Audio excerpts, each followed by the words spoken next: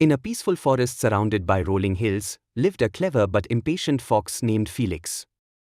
Felix was known for his sharp mind and quick reflexes, but he often rushed into decisions without thinking them through.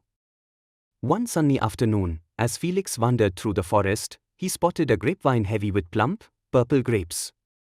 They gleamed in the sunlight, looking juicy and delicious. A perfect snack!" Felix exclaimed, licking his lips. He leaped toward the vine, but the grapes were just out of reach. Standing on his hind legs didn't help, and no matter how high he jumped, he couldn't grab them.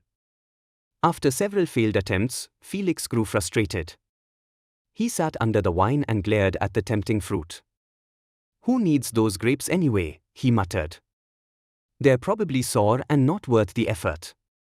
With a huff, Felix turned and stomped away, convincing himself the grapes weren't worth it.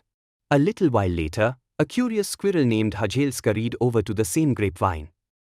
She noticed the grapes and decided to try something different. Using her nimble paws, she climbed up the vine. Within moments, she reached the fruit and plucked a few to taste. "These are so sweet and juicy," Hazel chirped happily. Felix, who hadn't gone far, heard her excitement. He turned around and saw Hazel enjoying the very grapes he had given up on. "What? The grapes are sweet?"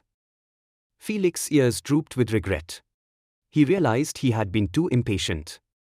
Instead of thinking of a better way to reach the grapes or waiting for help, he had jumped to the conclusion that they weren't worth it. Feeling embarrassed, Felix approached Hazel.